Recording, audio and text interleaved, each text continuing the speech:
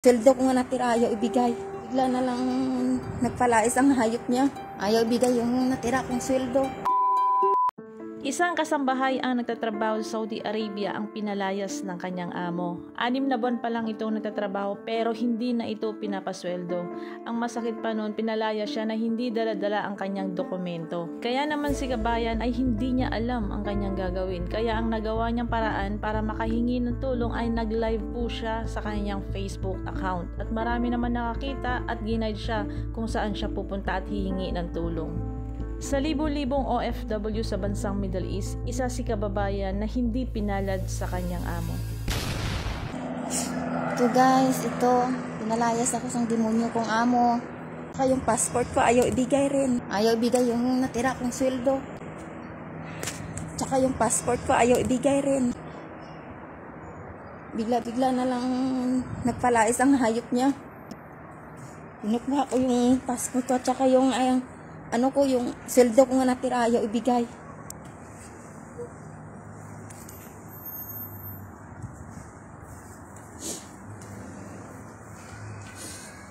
Yung nung ginagawa niya sa mga katulong niya dati, yan ang ginawa niya sa akin kahit ginawa mo ng lahat-lahat.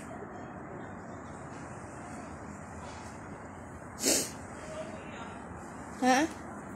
Pinalayas ako 5, mag-6.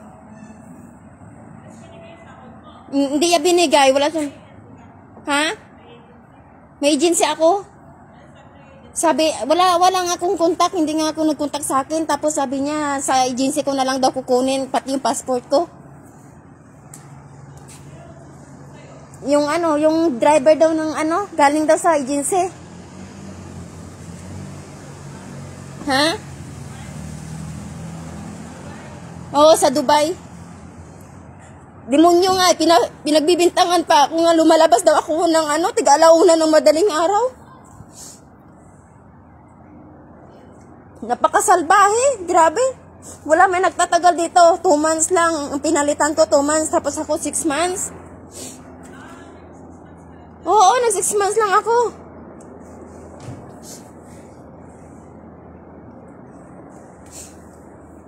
Sana ang video na ito ay nakapagbigay sa inyo ng konting idea or kaalaman, lalong-lalo na po yung mga gustong magtrabaho sa bansang Middle East at gustong magtrabaho bilang isang kasambahay. Hangad din ang video na ito na magpapaalala at laging mag-iingat. Ako nga pa pala ang inyong lingkod, Joency Fernandez po, isang OFW advocate.